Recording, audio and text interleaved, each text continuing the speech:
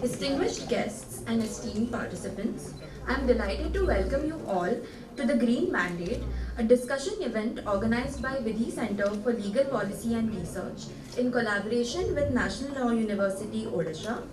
Today, we have gathered here to shed light on a critical and timely topic, public participation and environment law. As we all know, environmental issues have become pressing concerns in recent years, with our planet facing unprecedented challenges such as climate change, deforestation, loss of biodiversity, and pollution. In this context, the role of public participation in shaping environment law and policy cannot be overstated.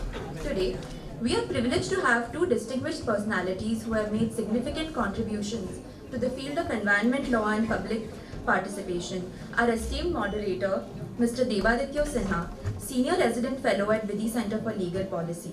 He has over 10 years of professional experience in issues related to the environment and wildlife protection. He is a recipient of the Sanctuary Wildlife Service Award 2019 and is a member of the IUCN Species Survival Commission's Bear Specialist Group and EKO Energy Network Helsinki. He has also initiated litigations before the NGT on multifarious issues related to environment clearance, eco-sensitive zones, and compensation for environmental damages.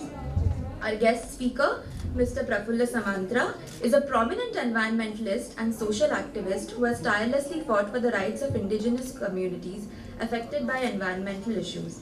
He has been a spokesperson for the Dangaria Kond indigenous people for 12 years in their protest against plans for bauxite mining in the Niyamgiri Hill Range in Odisha, which culminated in a 2013 Supreme Court ruling that stopped the mining plans in the case of Odisha Mining Corporation versus Ministry of Environment Affairs. He received the esteemed Goldman Environmental Prize for his efforts toward protecting the environment in the year 2017. Further, I invite Dr. Sujit Kunan, Associate Professor at NLUO, to give us a brief introduction to the topic at hand today, an environmental rule of law.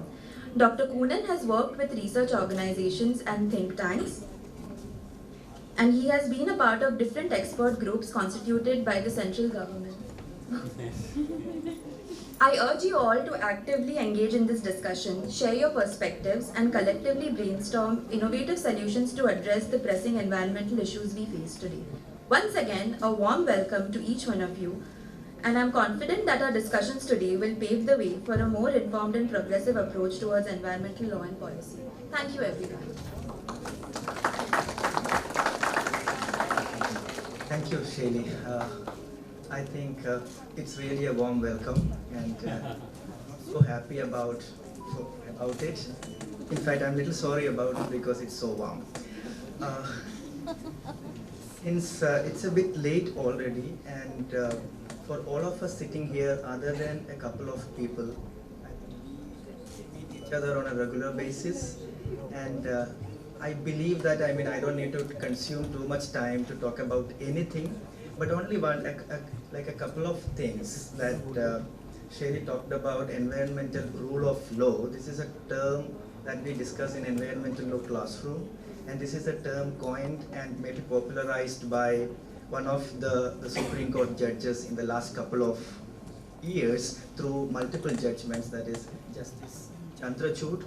Very liberally, very generously used in some of it. Yes.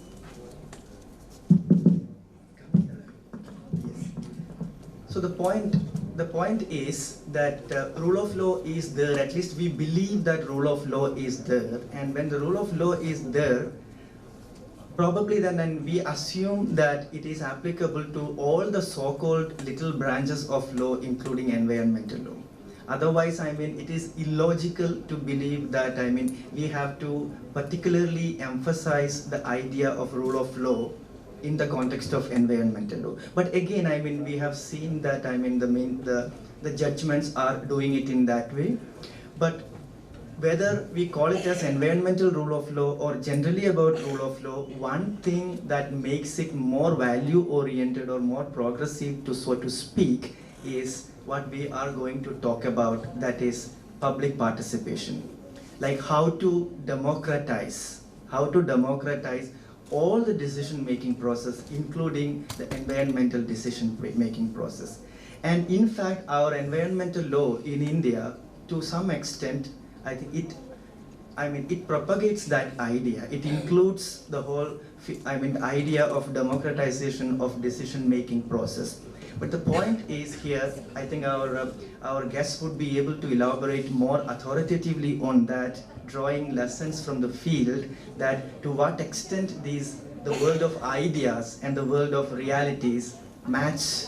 And because in the classroom we won't be able to identify it, but that is the purpose. Let me re-emphasize and stop at that level. That is the purpose of this event, that for most of us, it is very, very important for us to make that link between what we read in the text in black and white and what exactly is going on in the field. To what extent we can relate ourselves and our law and legal system to the world of realities. With that little sketchy introduction, I would try to escape from this and hand over the stage, the auditorium, to Hebetitio and Mr. Prafulla Samantara, and I would also come and sit and enjoy the talk. Thank you so much.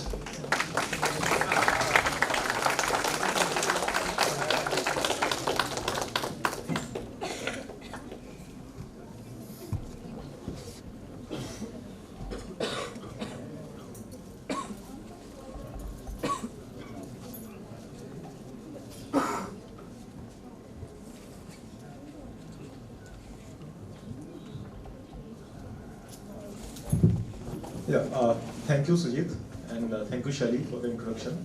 And I must thank NLU Odisha for hosting this event today. And I'm really excited because today we have Mr. Prafulla Samantara, who is known, quite known in the field of environment conservation and especially with the Niyamgiri case.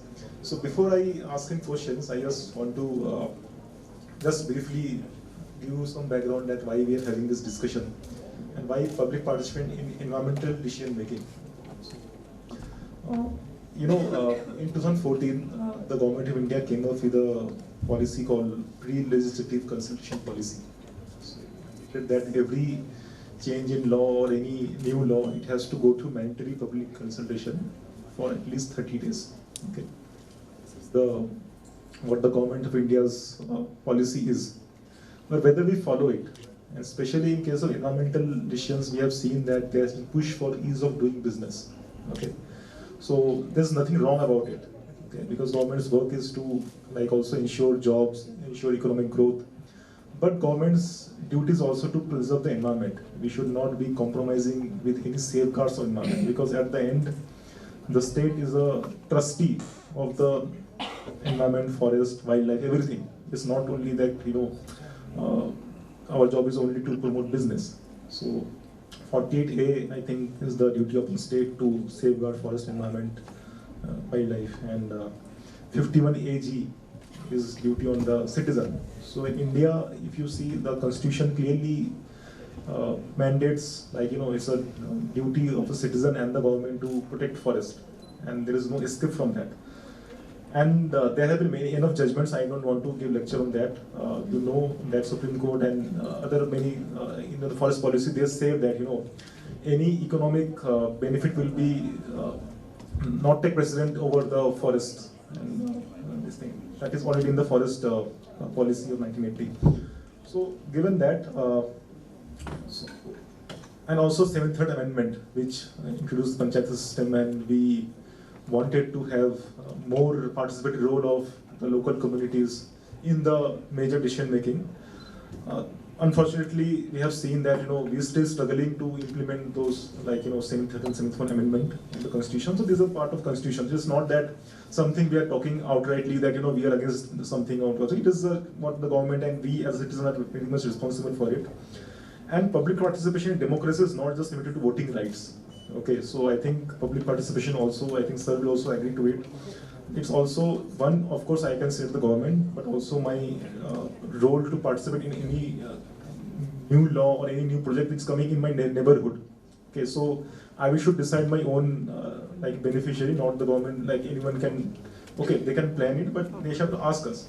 And also, public participation includes the public protests and demonstrations. I think this is also important part. We often ignore this thing, but public protests and demonstration are also essential part of democracy.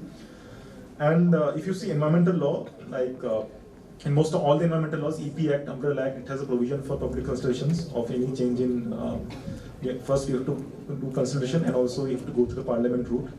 We have seen recently we did a study and we have seen during COVID time, the government used the clause public interest to exempt public consultation. Okay, so that we will discuss more in the discussion. Under Forest Rights Act, there is consent of Gram Sabha. I think it trickles down from the same third amendment. And also, like last, before I go to him, I think in my understanding, and I will ask you also during conversation, that public participation in a country like India, I think there are three drivers to it. So one is the government, because lawmaking power, enforcement, whole mechanism enforcement is the government. Informing the public is also government's duty, and there have been enough, I think we have enough evolution of this law, like RTI Act, when they CIC decision on that every documents of EI should be public domain. Initially they used to say it is a trade secret, state secret, you cannot divulge this information. Even today, some journalist yesterday was tweeting and she asked me that, she asked some documents about EIA and forest clearance about the Great Nicobar Island. And then Niti Aayog said it's confidential information, we cannot release this information. So it's very clear at the Act to mention that where there is larger public interest involved, then you have to disclose the information. So this kind of struggles we keep facing when we, as a researcher also, when we, I just want to mention one incident. So I was trying to do a research 3 years ago. I asked for the recording of public hearings of certain projects, big projects, which receive environment clearance. So EI notification clearly mandates that the recording has to be there in the PCB office and with the ministry. So I filed the RTI with the ministry. Ministry said we cannot give the information. You go there, PCB. So there was a here and there, and first appeal was there. Second appeal was there. It went to CIC. It took 2 or 3 years for CIC to hear the matter, and CIC gave a favorable order. They said you have to give the video recording. But see the tragedy. In the law it is said the public hearing has to be recorded, and it has to be the ministry office with the PCB office. And I came to know that ministry didn't have the recordings. So that means it was not part of the deliberation when the project was discussed. These are examples just to give you the thing. And coming to people, so people roles are very important in India. I think the entire environment movement, evolution, environmental law, it has been driven by Indian. I think people one thing is self-motivation. Civil society has played an important role, and people are always they're more like a monitor or always acting as a vigilante over the enforcement thing, RTI especially. And judiciary, you have to give some credit, but also judiciary is guided by the activists who brought this matter to the court. Very few matters where Supreme Court has taken so much cognizance. Most of it is through people's participation. So in India, people are participating not only in with the government's whole procedures of clearances, all those things, but people are also burdened with going to the courts to access justice. And it is a tool which we often use. It should be the last option, but unfortunately, we often have to go to the court. So, moving forward to the talk, so we have a lot of things to ask, and we also open this discussion for public discussion. Before that, I guess just to get in the flow, I will just want to ask you that if you can just share in a short, what is the journey and motivation as a civil rights activist, and also particularly is deeply involved in environmental justice thing. So if you can just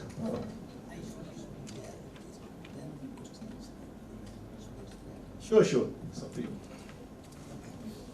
But I have a lot of questions. It's a moderate discussion. Okay.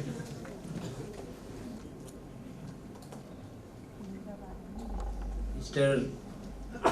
Editor, Surjit,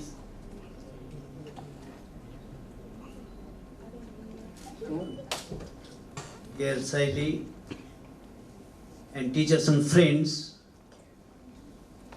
that I must express my gratitude to all of you because of I am given the opportunity and privilege to be here to speak and listen from you also. Of course, today we have a limitation of time. And what I feel that is a vast subject, especially your youngsters. What way I should speak, so that we must have some basic understanding with some critical questions to be answered also.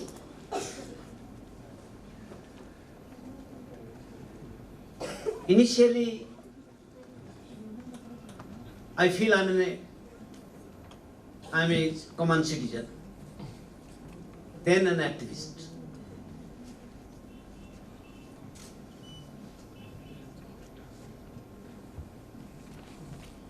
Discuss about the environmental law or environmental rule of law. There are many laws not available, you should also know, and you know also. But my conscience speaks that at least all of us should have a basic understanding of now this environment, that is how to understand the nature. Environment is not only because for last many years people speak, even now people say that have some trees, plantation, everything. Of course, it is a part of vast field. No, the environmental activities or environmental law, so far law is considered as a limitation. But how to understand the nature is very important. Now the climate change going on, how to understand what is the environment? The entire planet that we have to understand. The air, the water, the soil, three basic constituents of this universe. And all these, when you speak of environment, it is not only limited that we should protect trees or something forest. It is related with lives, not only human beings but also the other creatures, plants and animals. And it is related with the life and livelihoods of millions and millions of people in the world. Even on locality. When we talk of river, it comes under the environment. If we talk of agriculture, if we talk of forests, all these things are related to livelihood system. If there is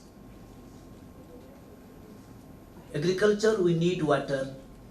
The river system must be alive. If the river system is to be alive, there must be sustainability of natural resources like forest. And where there is forest, there is source of river valleys, streams, everything that constitutes river. So when you talk of environment means, we have to accept that the river system, forest system, land system must be sustainable, must be alive. That must be fundamental understanding how to approach the climate change. Here is very important today in the world.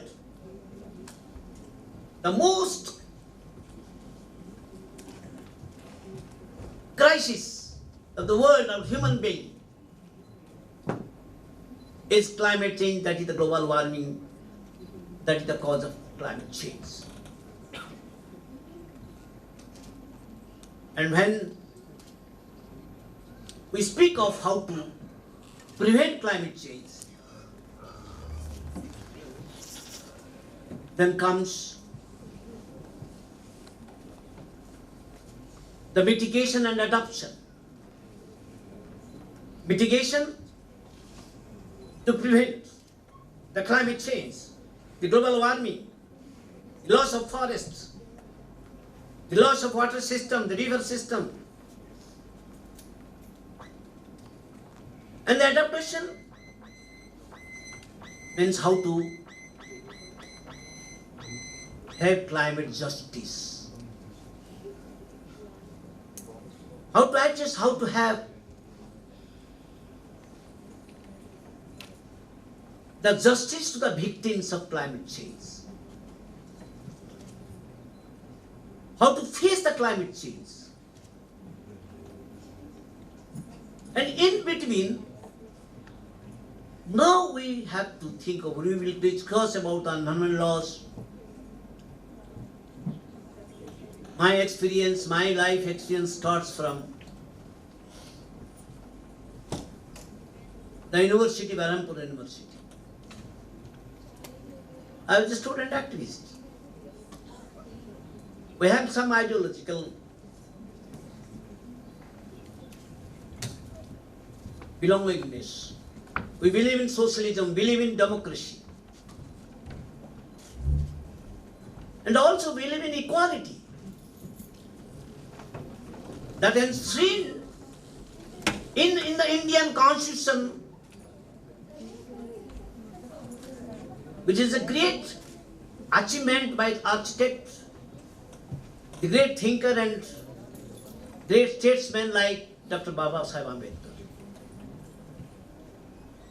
And all constitutional values that we got from the values of freedom movement.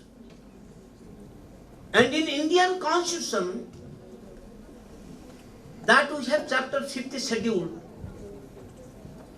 that the entire natural resources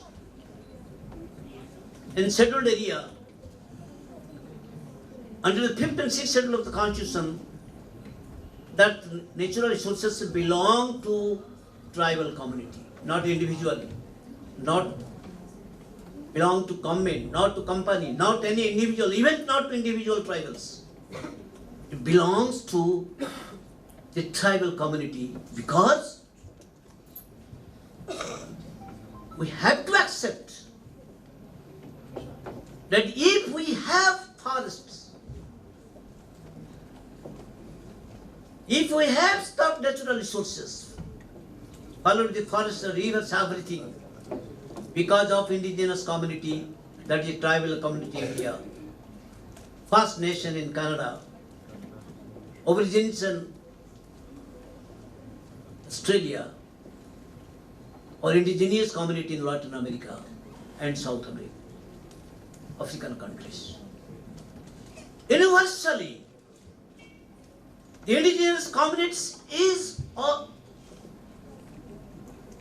the savior of natural resources, that we have to admit if we go to discuss or understanding or interpreted the environmental laws. And first, that my start journey when I was a political worker. After 1975, the emergency, I was jailed in 1 year because of emergency. We fought for democracy under the leadership of Loknath Jayaprakash Narayan. Because of the youth movement from Bihar to all over India, I went from the university hostel to jail and stayed from 1 year, then released, then become a common man. I'm on the road till now. Politically, I was there. But in India, we thought that the system was not changed. Even through political change, the government changed. So people like me, left political parties and joined the movement when 1990s, after 90s, the globalization came into. The world became unipolar, that is capitalistic way of life. The world, that global market dominated everything, even in India, against our constitutional provisions. We accepted the capitalistic economy, and people like us revolted and campaigned that this development process will destroy the basic economy of our country. The basic economy is agriculture and forest economy in India. Mind it, my dear friends. Whoever may come from, maybe in Delhi or Calcutta or Bombay or even in Washington, as Indian who there, the origin is village. Whether it is a tribal area or non-tribal area, with a village, the village economy, the agriculture and forest economy, that is a very important part of the natural resources. People are the owners. And when globalization came, we thought that how to fight, how to struggle. The global capitalism entered the even local kitchen. Then we thought that the name of development, the forest, the land, the water, they will be occupied, will be taken away from the people, and there will be more crisis. And now it is happening, now here, today, in the world. Very small time that environment crisis came in 1972 in the world, after the Rio conference. Even in India, the Prime Minister Mrs. Gandhi, when visited to Silent Valley in Kerala, stopped the big dam and started the environmental department in country. There was no ministry until that time in 1982. And we have got many acts. Forest Conservation Act 1908. Environmental Protection Act 86.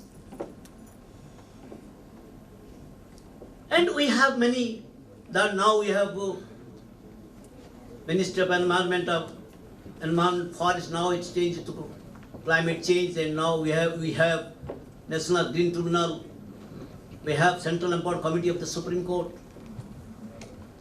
So through this process, that when we go to the field, that development comes, and only development cannot be accepted in one-way traffic.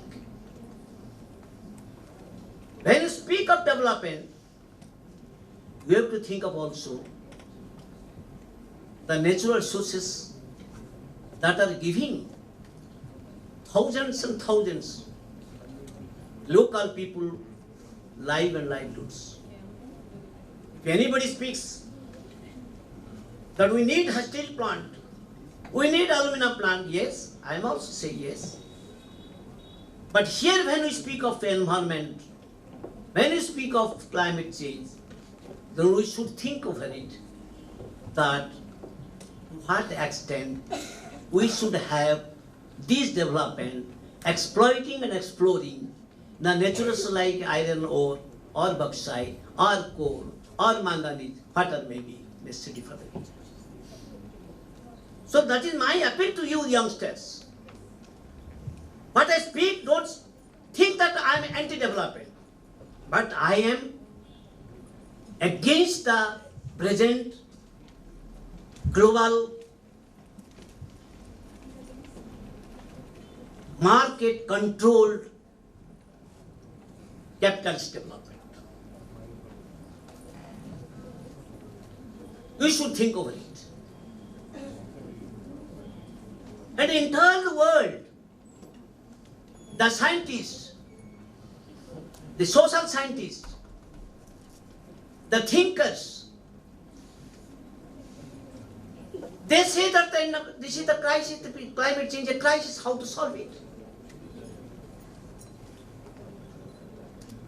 And even 2019, 1,100 scientists, 11,000 scientists, they wrote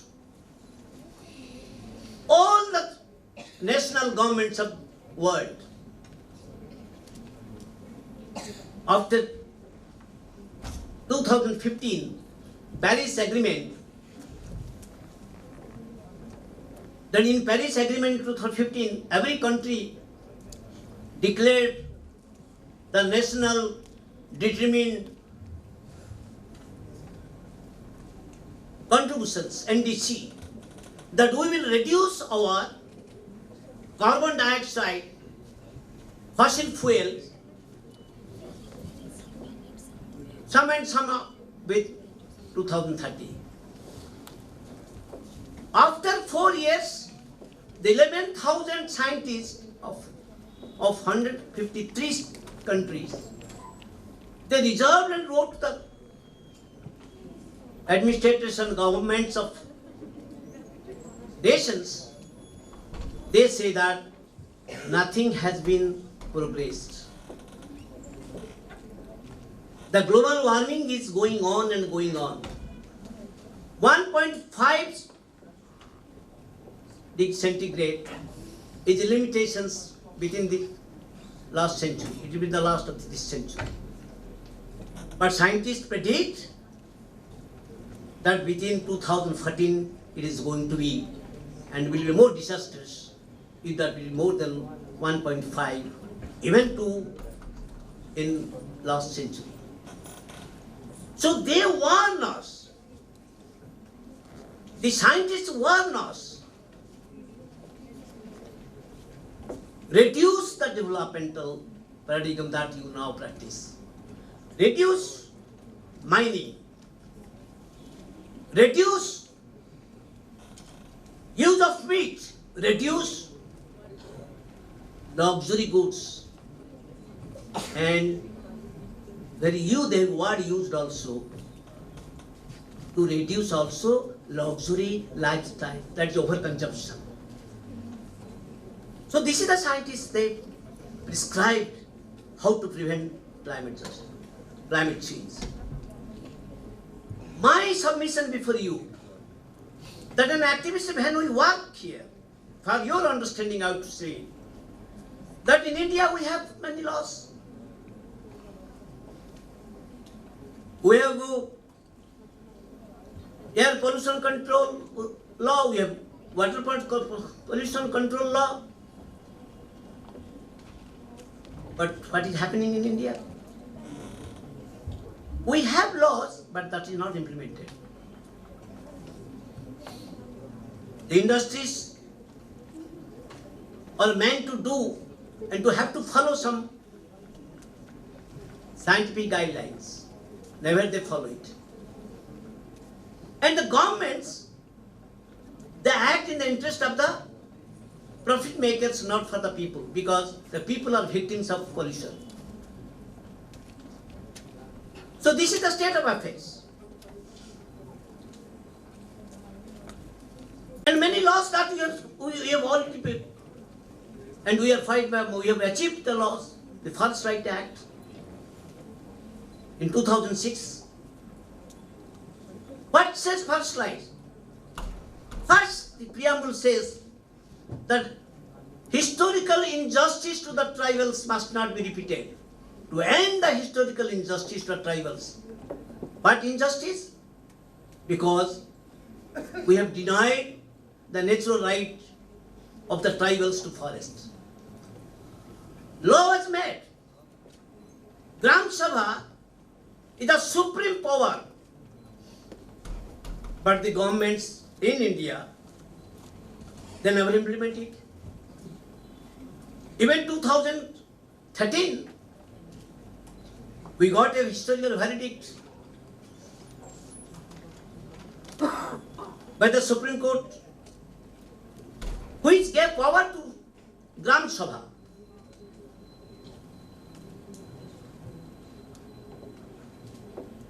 I would like to speak. In 2006, same Supreme Court, when I was petitioner to the Central Import Committee of the Supreme Court, that there should be no mining in Niyamagiri because it has two rivers, each gave two birth. The Niyamagiri is the mother of two rivers, Bansadhara and Nagabari. It has biodiversity, it has medicinal plants. And the Danguriyas and Dharanias, they have their identity with this natural habitat in Niyamagiri. Their cultural identity, their economic identity, their social identity, or with Niyamagiri, that is the gift of nature.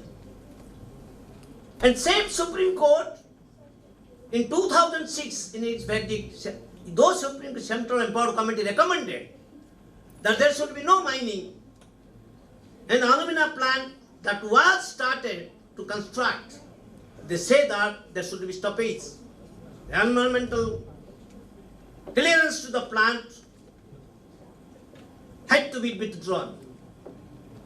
But the Supreme Court, they remained silent on the recommendations at its own expert committee.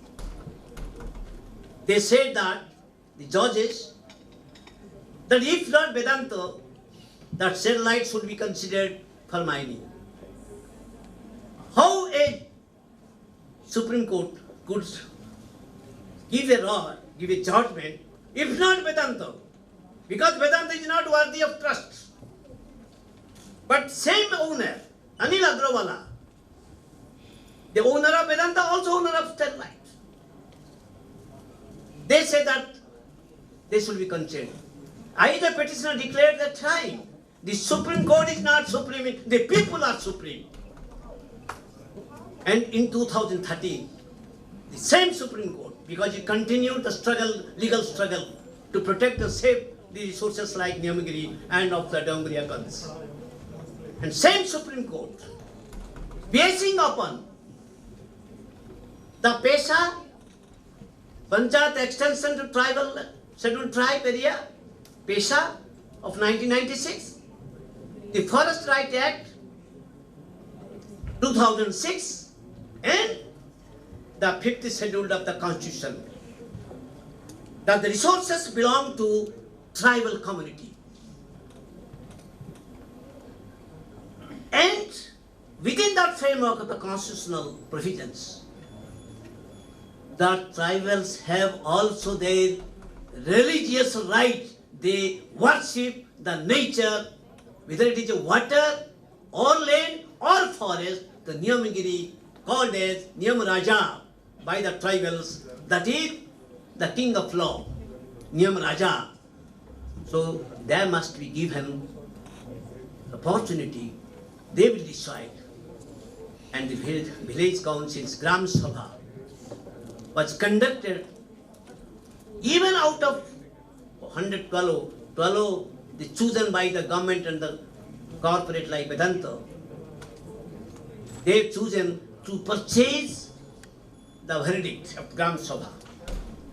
But it is also historical decision of Gram Sabha, so democratically, so with wisdom. Even 4 members of a village that was selected by the government and corporate to purchase, even 4 people of a village said that Niyamagiri is our mother. We can't sell it. Actually, sir, sorry to interrupt. Because this is a conversation we want to have, so I think it will be better if we can have a conversation because time is running out. And okay, I would like to speak 2 judgments from this, only to understand that we. Because we have a lot of questions and I think... Okay. Just I want to like refer it because I will end here. And what happened? Judgment came and people also, Gram Sabha resolved it. Gram Sabha said no mining. And that was accepted by the government of India because it's a verdict of the court, Supreme Highest Court. At the same time, I would like to say, as an activist, I fight because I fight. What prize that given, say that it's not many people, I got a prize, many people, more deserved people are there to get that prize. That is not important for me. But important for me is that I got a very historical judgment, Delhi High Court, against the Vedanta. Initially, I was not admitted to file complaints against Vedanta in Jharsuguda. He has a smelter plant. And Government of India, Minister of Environment says that I am an outsider. I am not outsider, I am an Indian. The Indian Constitution 51, Article 51G says that every citizen have right, have a duty to safeguard the environment. Article 48A also says that the state has to protect the resources. And basing upon that, when went the High Court, Delhi High Court, a single judge gave that Mrs. Prafulla Samantara has affiliated as a common citizen of this country to file anywhere if he is concerned about the environment. Then Vedanta went to higher benches. In 2009, the higher benches, two benches, Chief Justice A.P. Shah and some other judges, they gave. And I would like to go through young students this judgment to understand the environmental law, constitution, and in this judgment, they have referred many Supreme Court judgments, and they say, I just conclude here for your understanding. And they say, many judgments, they refer this judgment. That Article 21, that the right to life, and is also associated with the right to environment. The Supreme Court says. So here I would like to appeal the youngsters to go through many judgments, the wise and conscience keeper jurists, they have accepted because the common people, billions of people, whether it's foreigners or tribals or Dalits, whoever may be, they are with the nature, natural resources that are the source of livelihood. So they say Article 21 is related to right to environment, right to resources, right to water, right to soil, right to free air. So this is a judgment. After this judgment, it became a leading judgment that in everywhere, if you also hear, you can file any objections on environmental ground to any court of law in the country. So this is a judgment, this is an achievement that I can say it is more valuable than a prize for me, because it has become the right of a citizen to go to the court of law. So my submission here, that how to understand, and now the government of India, within the last 5-6 years, there they commit to prevent the climate change, but at the same time they are changing the environmental laws.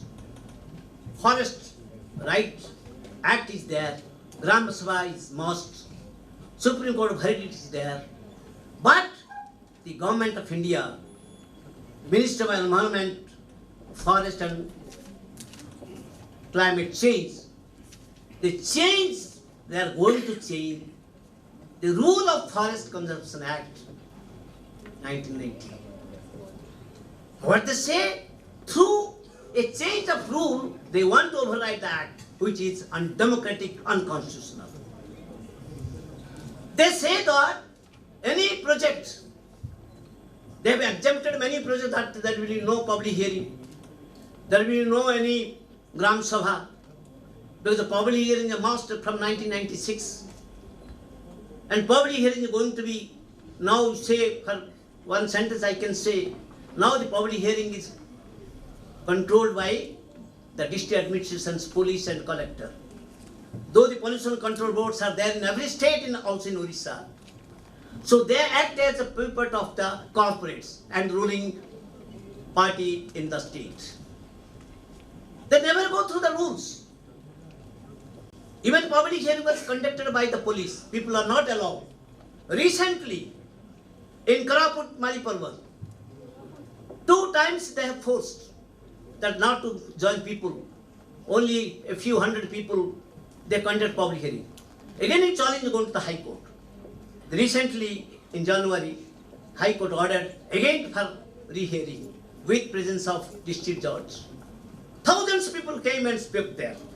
So that is the democracy, but it not happens everywhere. Every people can't go to the court of law. Even the court can't give everywhere.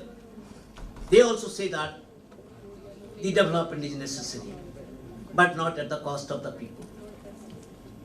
So this is the thing happening, and now the government is going to change many laws to bring the corporates to invade our forest.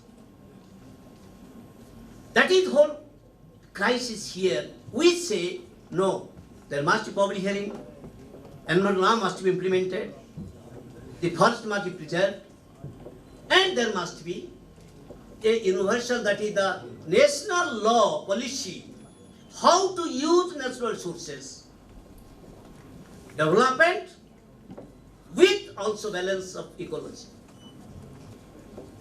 There must be balance between development also ecology.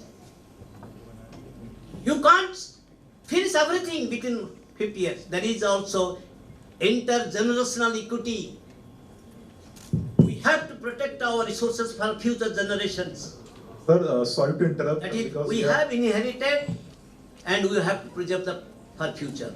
That is my say. I would like to appeal the youngsters to understand the necessity of natural resources to be protected, preserved and conserved, not for the present generation but also future generations. Then accordingly, the environmental law must be implemented and amended in a progressive thinking, progressive thoughts, and to prevent climate change. Thank you all.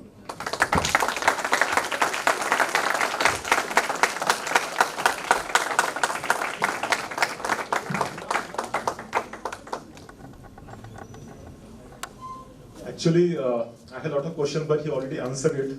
So I don't think I will take much time for this moderation conversation.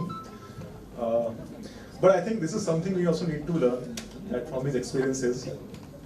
That things are not so great. And you also already mentioned, I think I have a lot of questions you already answered, but I will have just a list of questions. I will have 2 questions, then I will open it for discussion, and I think our tea and snacks is waiting. So I will try to wrap it by 7. So sir, you mentioned about Supreme Courts going to and fro on judgments, and we have a long experience since 1970s. We have seen different regimes. So do you think in terms of environmental law, I'm not talking about other conflicts, but when it comes to environmental disputes, can there be any other dispute redressal mechanism apart from the courts? Because now we are too reliant on Supreme Court on just one institution. Now when it's not functioning, you have you're in a perilous kind of situation. So if you have any thinking that how we can see some different perspective, if there's some other solution to address this.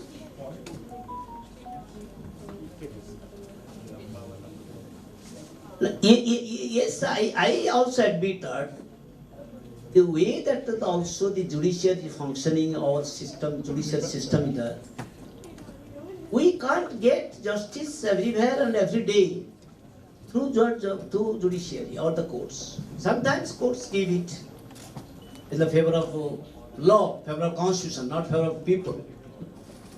Because the laws are meant for the people, the constitution meant for the people. But many times also, the courts judges also fail to do it because they are also a mindset. So for the development percept is concerned. Even the Forest Right Act, people have gone there, many retired forest officials have gone to Supreme Court. They say that forest right is not constitutionally right. But Supreme Court judge, one of judge who is retired also, what is it? He said in one judgment, that in interim judgment, that those tribals, the forest dwellers, they have not got claims fulfilled. But that means they claim, but government did not concede. So they should be evicted from the forest. How the sometimes judgment go against it in contravention of act itself and constitution. The people are there. Thousands years of the tribals are there.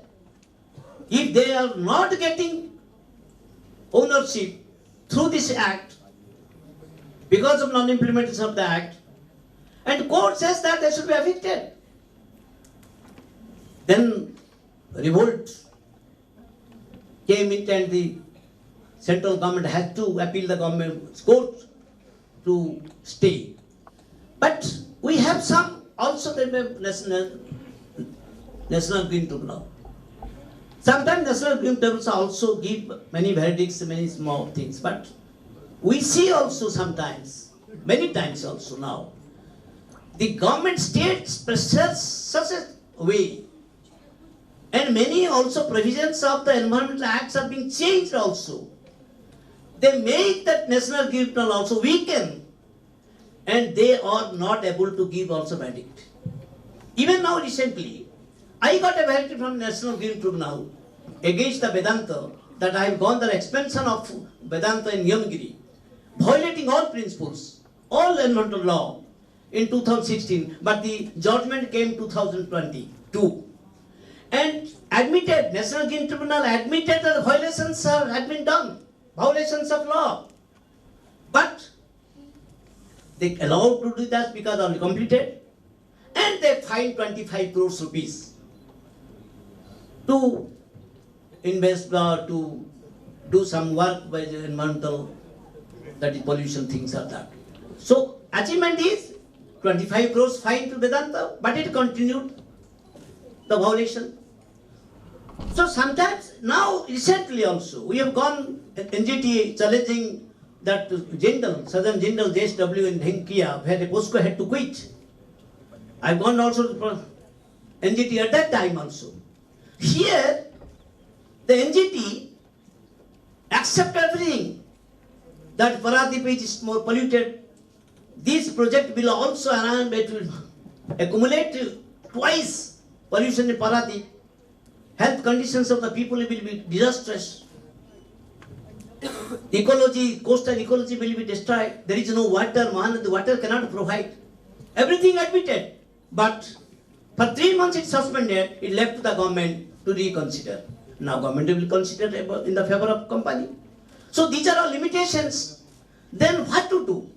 I think the people's conscious, the elite, the educated people should speak, should campaign, should have a pressure on the state that at least implement the law and protect the environment, and in the name of development everything should not be destroyed. At least the people must have a saying. If that implementation latent spirit will be implemented, even the existing law, we can protect many resources and also can protect the lives and livelihoods of the millions of people. So, sir, I think you beautifully summarized the challenges in implementation of thing, and he already gave the answer that you cannot just rely on courts, and people have to create the electoral pressure. Because right now in India, only few people are talking about environmental issues, concerned about environmental who are directly affected. So now, one last question, then I will open up for discussion. So you also mentioned about changing of laws, and we have seen in recent times the laws are changed because courts cannot go beyond the scope of the law. So in case of Nicobar, we have seen they have denotified Sanctuary National Park. We have seen elsewhere everywhere doing the same thing. They're changing provisions of EI notification, and during COVID time, especially, there are a series of amendments. And also very recently, last year, there was like, now the Jan Vishwas bill comes through this decriminalization proposal. This paper was there, and they gave time just for 12 days to respond to people. There were 6 laws been amended last year, in I think July, and given 12 working days for people to respond to 6 amendments of different environmental laws. Now, one is the approach where you're firefighting on the ground, implementation. One is the laws are changing. There also you need public participation. So how do you think you can challenge those kind of things where government are not mandated for this public concern, but they're doing it for a formality, but time limit given is very short, and for people who are affected, they need time to understand. Then people like you to go there and people understand. So, how do you approach this problem where laws are changing and with limited scope of people to intervene? Yes, it is I see that we are in a democracy. Of course, democratic rights are being curtailed because of the state's nature. State has become, it is also a fact that we have to admit, whether people like you will realize or not, but you have to go through. Now, you see that, but what I was jailed in 1 year in emergency by Mrs. Gandhi, Indira Gandhi became dictator for 19 months. But people also defeated her. So because the country that we belong, India is democratic. Our constitution is a democratic, sovereign, secular, socialist, and also we see that the preamble of the constitution speaks a lot. I think whatever may be that now the trend changes, because why the laws are being changed? In the very interest of the corporates, because corporates control the politics. Not only India, even in America, in capitalist countries, because they are more dominant. But we have to fight out for democratic rights. You have to right to development. Development means the common needs of the people. Common needs of the people must be fulfilled first. Then the extravagant and extractive industries. Because mindset must be clear. If we have mindset, yes, with development, the basic development is necessary. We should have a steel, but not for the cost of the river or mountain. We can lose it sometimes, but not forever. Even bauxite, we are exporting. We are exporting aluminium.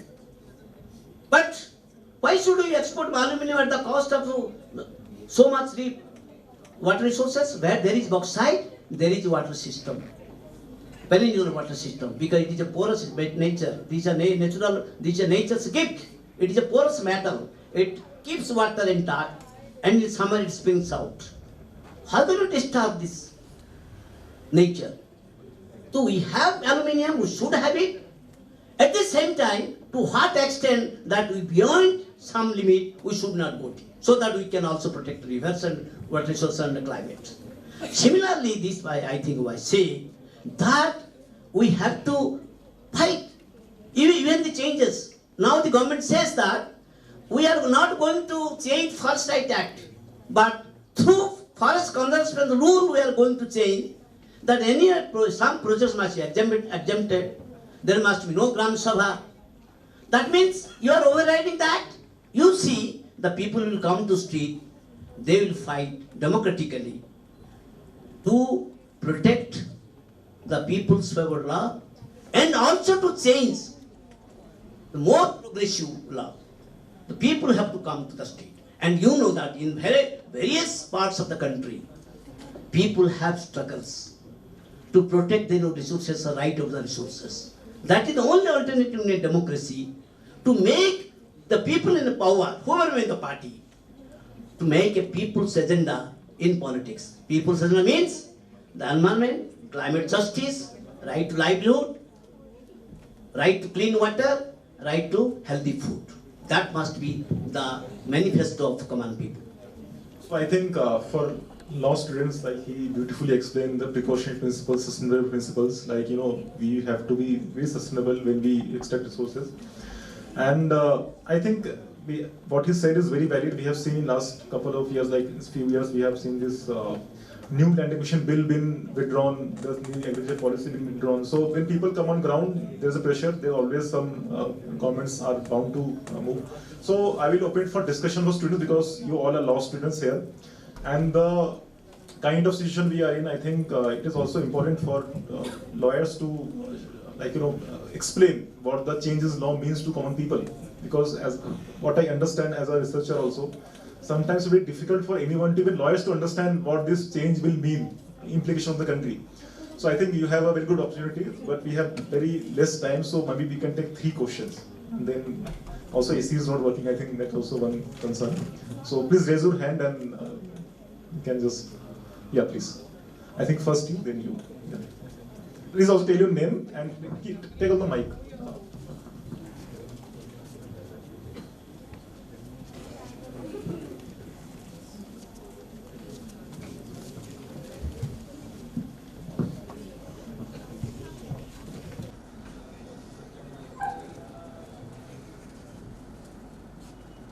Good evening, sir. I'm Abhishek Rathwa. My question to you is this, that you have mentioned how the exploitation of natural resources, the environment, the destruction of livelihoods and the infringement of the rights of forest dwellers are being driven primarily by the current capitalist mode of development. And yet you launch your own struggles and fight for the environmental cause within the extant capitalist framework. And you have mentioned how public participation in targeted legal interventions through laws and policies can help remedy this model, the adverse effects created by this model of development. But my question is this, can lasting change be achieved while the capitalist framework is existent? Because we see that with each passing day, neoliberal capitalism is intensifying, and it's reflecting in the laws and policies being brought about by the government. The recent Forest Conservation Rules 2022 is a case in point.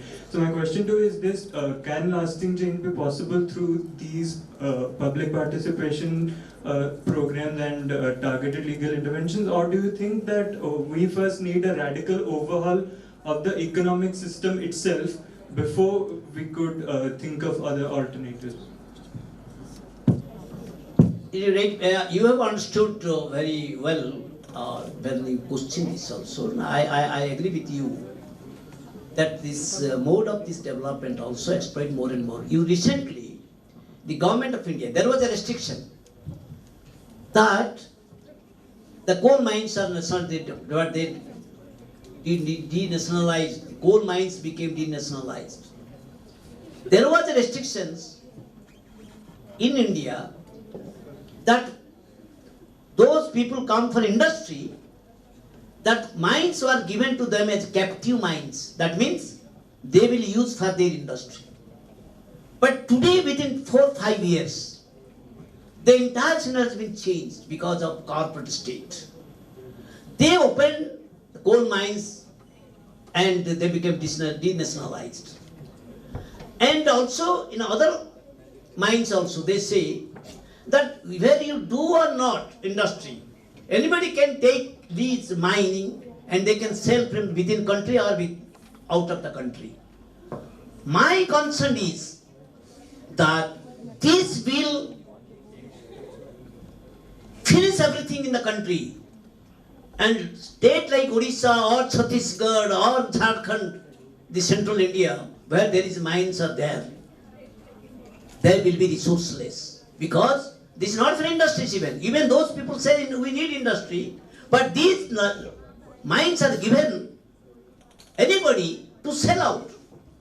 You know that in China has taken our 20 years back. China has taken our iron ore, deposited in Olympic field. And China is the 3rd largest mining iron ore. We are 5th.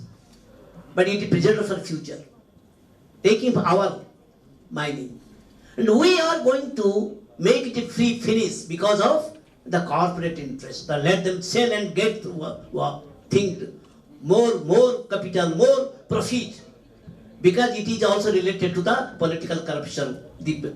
Over when the party in power, they need money, black money. So this is to be prevented. We say that you can't do it.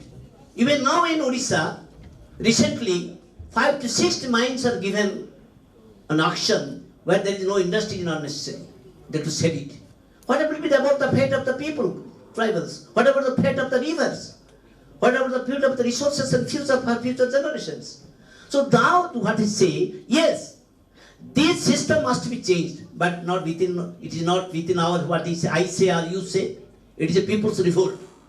People have to come, and people will come to protect resources for sustainable development. Then the system will be changed, and you can prevent it. Throughout the world, it's happening everywhere, within Latin America or African countries. Everywhere now the people struggle are going on to prevent climate change, opposing the corporate loot. Thank you, sir.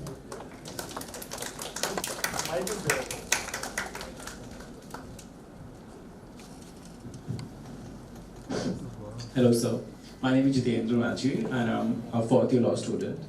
So my question to you is, you often mention that, when you were addressing the audience, and you said that let bauxite be as it is. Why, we should not disturb it. So what you did mention, you did clarify even that, but I would like to counter, because I think differently. Because if you okay, let bauxite be as it is, where it is, but what about the development?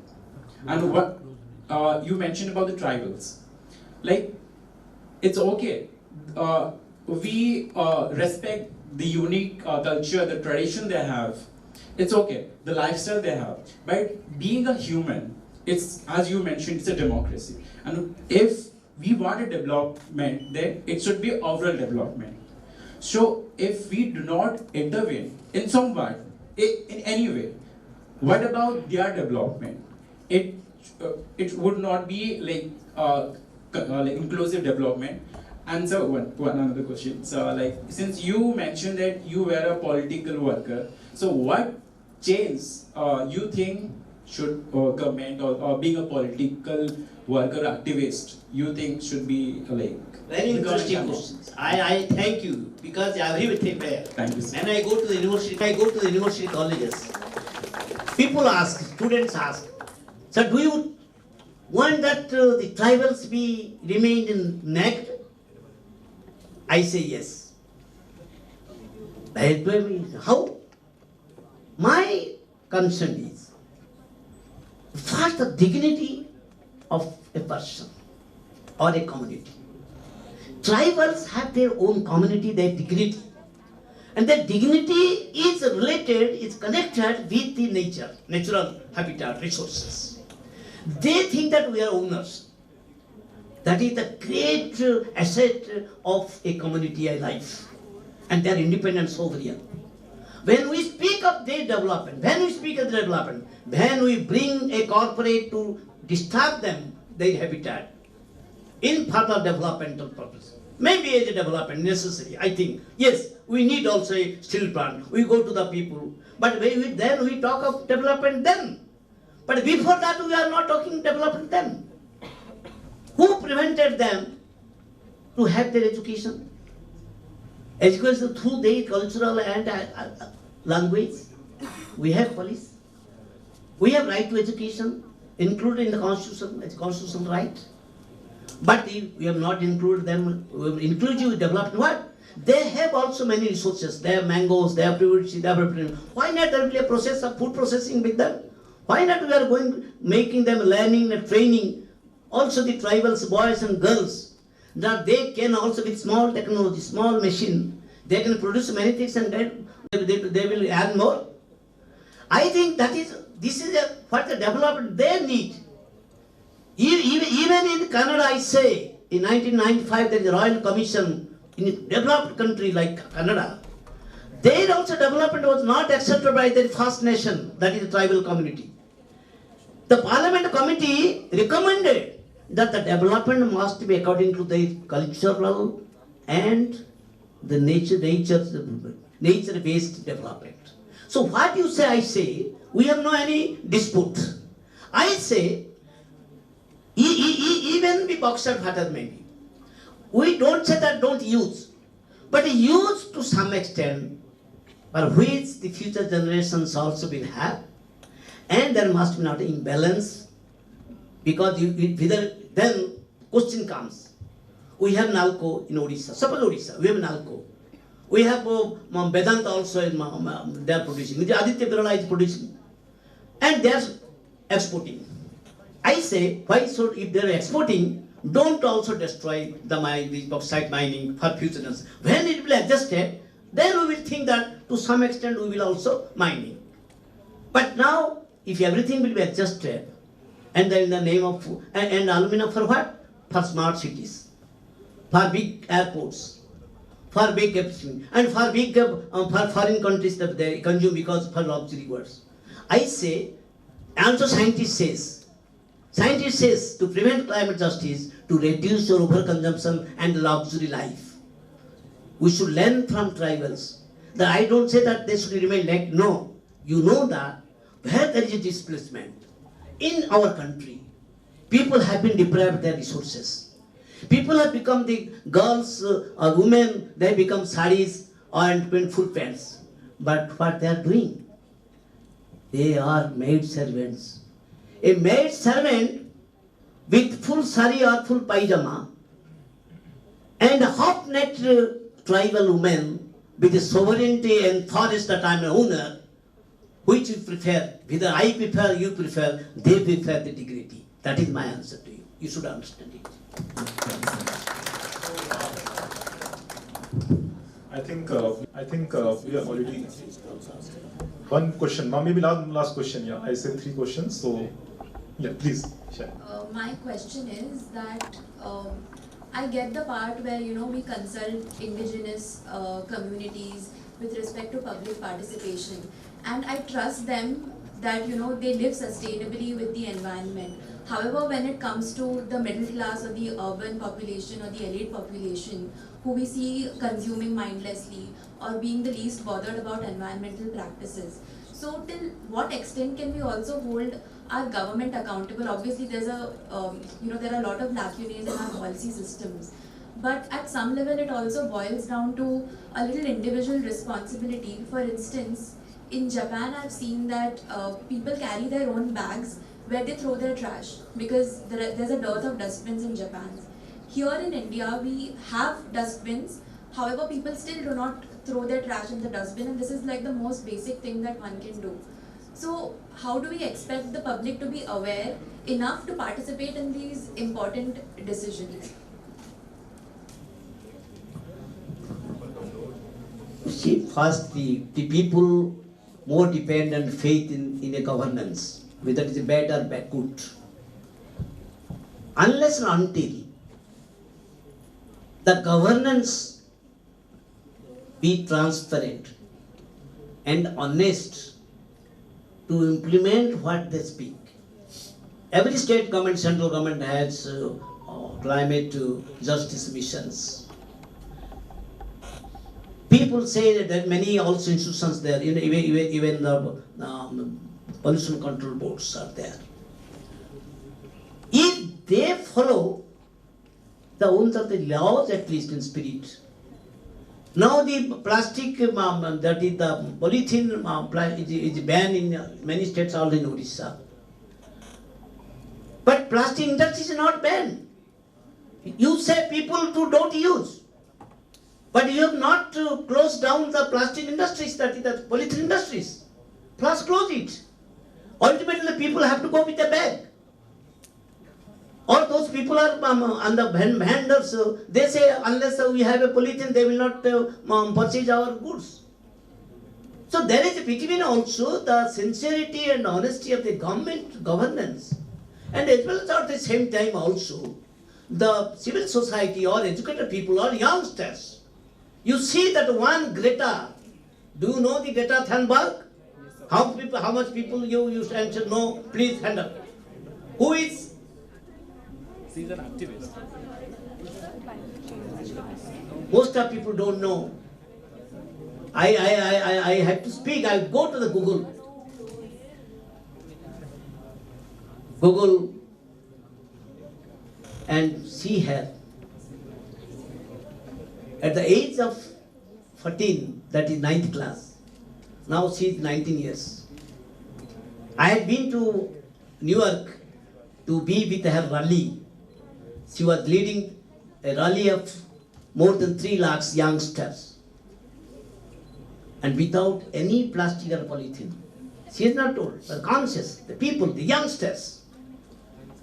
And that time, that president, the great president was there, Trump. And she has challenged Trump, and Trump could not stop her. Whereas in India, the Greta Thunberg supported the farmers' movement, and government of India lodged a case against her in this. This is the difference between a democratic conscious state. So I say, go through, please. Greta Thunberg,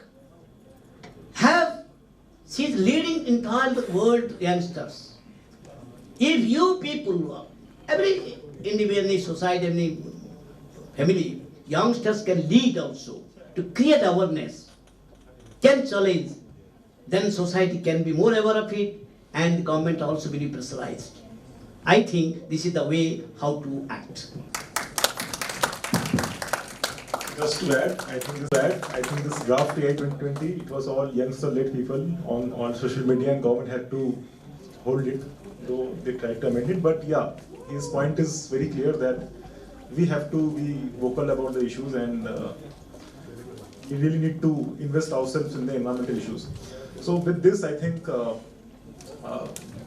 thank you, Prafulla Samantara, for coming. And I know people like him, they are very busy in field, and his heart lies with people. And coming here is actually, he must have had to replan his schedule. So yeah, thank you everyone.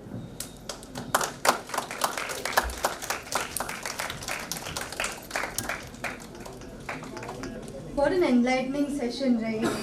Prafulla sir, your journey from a political activist to now an environmental activist, and the entire experiences of the Vedanta event was truly inspiring.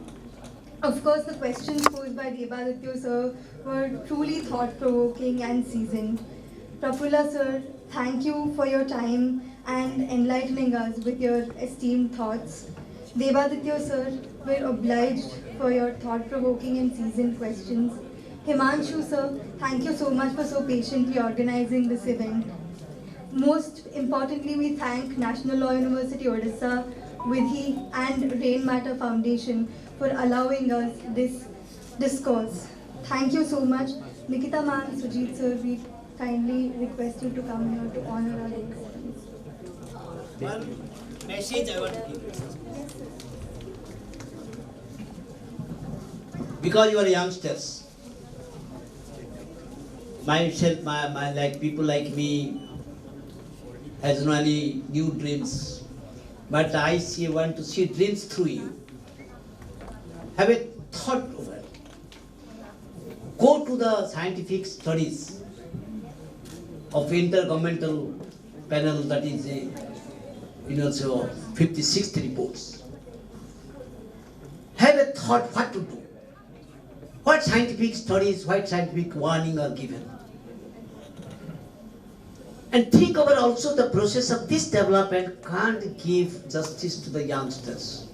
A few people are getting now, you know that entire world, not only India, that retreats are going on in every sector, unemployment.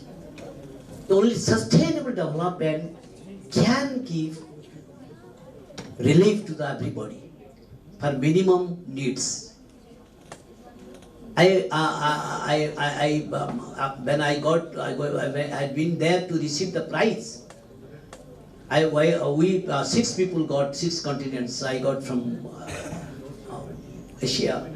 Well, 6 people went to a school, high school, 9th and 10th class.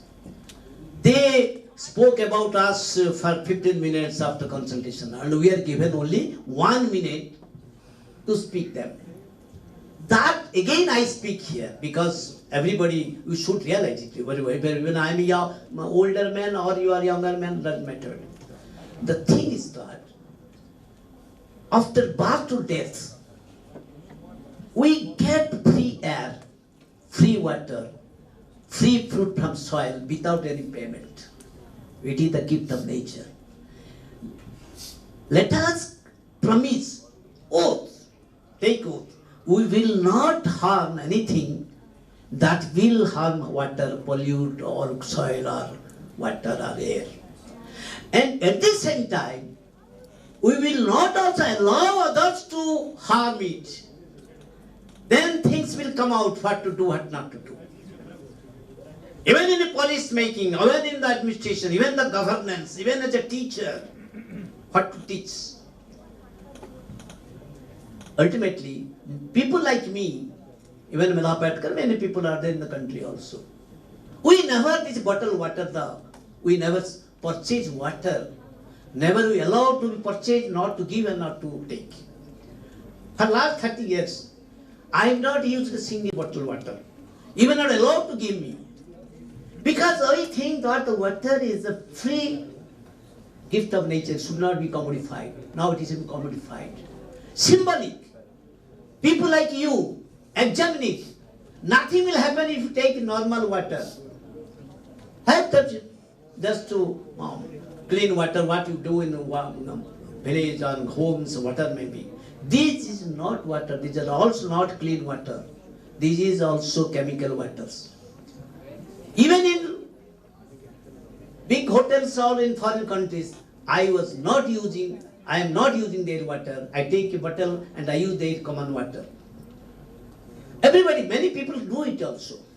So my appeal is also, don't offer this bottled water to a guest or everything, water maybe. Give normal water. If not prepared, let him arrange in own water. That is my message to all of you, request to all of you. Thank you. Many, many thanks. I am grateful to youngsters that they could listen us. Thank you.